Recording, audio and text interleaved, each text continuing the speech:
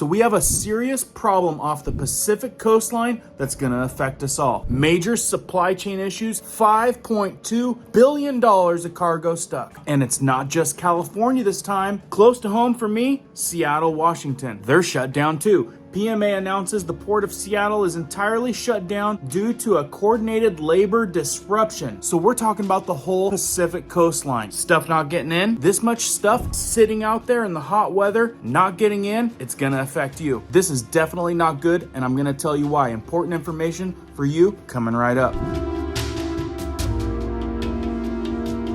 If you guys are brand new here, welcome to our awesome community where we do prepping tips, emergency preparedness how-tos, and we go over news awareness, stuff that'll affect you. If you find value in that, be sure to hit the notification bell so you guys can stay up to date. Let's jump into this one. Why is it when it rains, it pours? Usually it's just one port, but we got the whole Pacific coastline seeming to have issues. Last thing that we need right now in the middle of the summer, supply chain issues. Now in the past, we've seen supply chain issues down in California. We've seen that before, but what we got this time is Seattle, Washington joining the disruption, creating a snowball effect with this SHTF situation. I'm gonna go over what you guys need to know about this, and then we're gonna talk about how this specifically affects you and what you guys need to be aware of and watch out for. So like I said, this is a bigger deal than what y'all think. When it's over $5.2 billion worth of stuff sitting off the coastline that should be coming in the middle of the summer, and lots of issues come from this. So as a lot of you know, I live in Washington State, so Seattle is close to home. And trust me, beautiful state, but not beautifully ran. CNBC reports state of freight, Port of Seattle closed due to ILWU labor strife. This was published Saturday, June 10th, 2023. Today, what is going on in the Port of Seattle? We never get news on the Port of Seattle. PMA announces the Port of Seattle is entirely shut down due to a coordinated labor disruption. Big surprise there this day and age. The Port of Seattle is one of the top maritime ports in North America that U.S. ag exporters rely on to ship their produce and grain. I already know what some of you are thinking. Well, that definitely falls in line. AGTC warns the shutdown tarnishes the reputation of the U.S. ag exports as being reliable. And some of you guys are thinking, is this another attack on our agriculture? Maybe getting that ag produce into the grocery store? As we all know, supposed real agricultural produce doesn't have the shelf life like a can of beans. So what's this all about? The labor strife continues on the West Coast with the announcement of the Port of Seattle shutting down due to the International Longshore and Warehouse Union, the ILWU, refusing to dispatch labor to work at the container terminals. This is according to the announcement by the Pacific Maritime Association, the PMA, which represents the terminals at the ports. So what does that sound like to you? I know some wheels are turning out there. Refusing to dispatch labor to work at the container terminals. Interesting, right? So in whole, regarding the whole West Coast, the West Coast ports have faced continuous worker slowdowns and stoppages all week, where an estimated $5.2 billion of trade is floating off the ports of Los Angeles, Long Beach, and Oakland, and now outside of Seattle as well. So I know some of you are thinking, what type of ag stuff are they sending? The Port of Seattle is one of the top maritime ports in the North America that U.S. ag exports rely to ship their produce and grain. Some 40% of the state's Washington jobs are tied to trade. Definitely something fishy here, right? Top trading partners were China, Japan, Vietnam, South Korea, Taiwan, Thailand, Indonesia, Malaysia, Philippines, and India in 2022. For some of you that don't know what we're exporting, let me break it down for you. The top 6 U.S. exports, according to the port's website, includes apples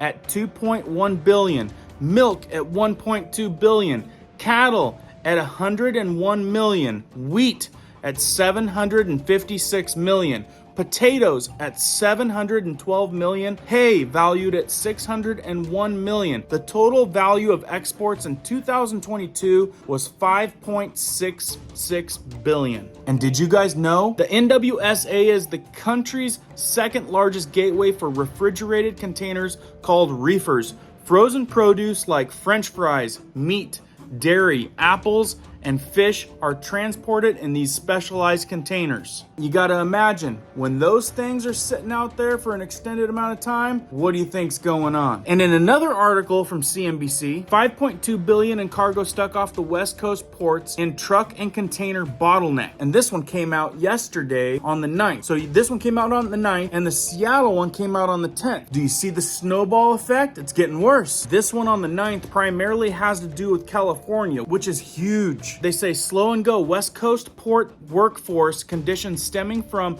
difficulties in labor contract talks have created massive bottlenecks at the critical U.S. supply chain and transportation hubs. And like I said, the one in California is monstrous. Truck times in and out of the gate for the container pickup at the ports of LA and Long Beach are up. The number of containers waiting off the ports limits for the port of Los Angeles is more than double than last week's level. Definitely not a good problem in the summertime. The threat of more ocean trade being diverted to the East Coast and Gulf Coast ports are complicated by the Panama Canal experiencing drought conditions, but even if an option will add as much as 12 to 18 days of travel time for cargo bound for the US. I'm reading into games. Definitely strategic money games going on. I know a lot of our community members are intelligent on this topic. Leave me the 2 cents down in the comments. Let us know what you know. So as you can see in this graph, average number of containers waiting off the West Coast ports in 2023 in 20-foot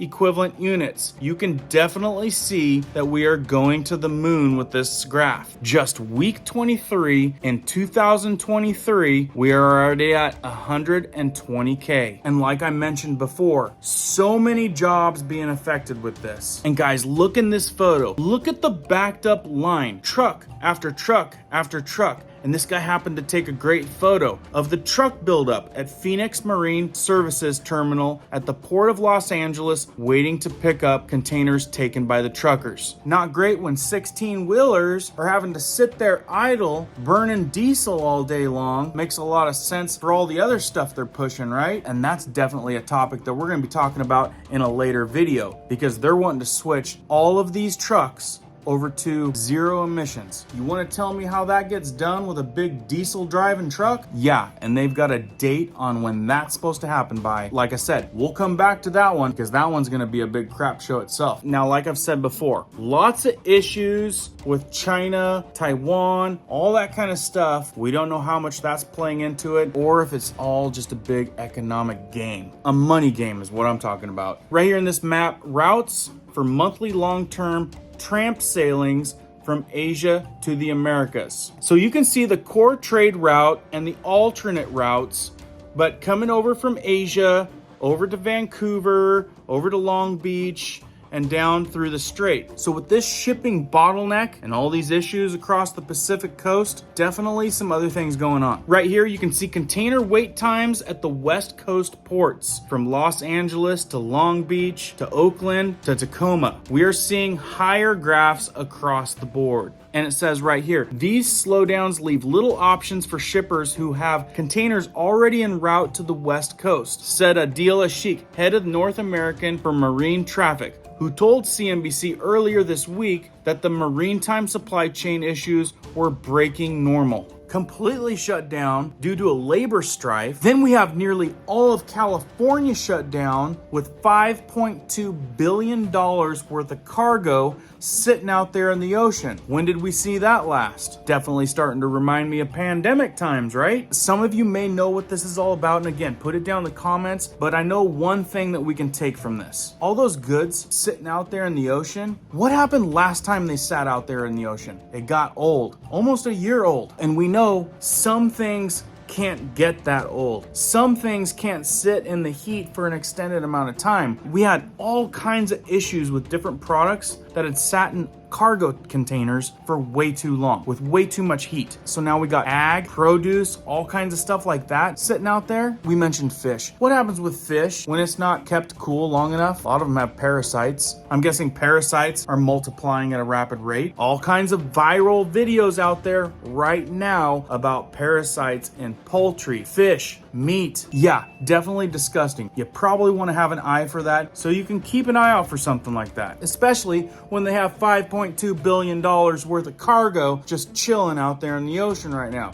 But not chilling. Yeah, they definitely have refrigerated cargo containers, but I'm sure that's within reason. And at some point, they start losing money. What do you do then? We all know there's good businesses out there and bad businesses. Good people out there and bad people out there. And when you're buying your stuff out there at the store, you don't know what hand that was under. So aside from all the questionable stuff that's sitting off the coastline, not moving, you have to take in mind what also comes with supply chain disruptions and supply chain crises. Inflation's going to continue to go up because it doesn't take a lot of thought to know that the longer that stuff sits out there, the more the prices have to drive up. And at that point, it's a chain reaction, and you and I are gonna spend higher prices for stuff that's old. So we don't know what's gonna come of this, but we know about the problem at hand right now. Two things to watch out for: increased inflation due to this. This is the biggest hubs on the whole Pacific side, and the quality of the goods that have to sit out there for an extended amount of time. And one other thing, the situation with the workforce. Not a lot of guys are gonna be sitting out there waiting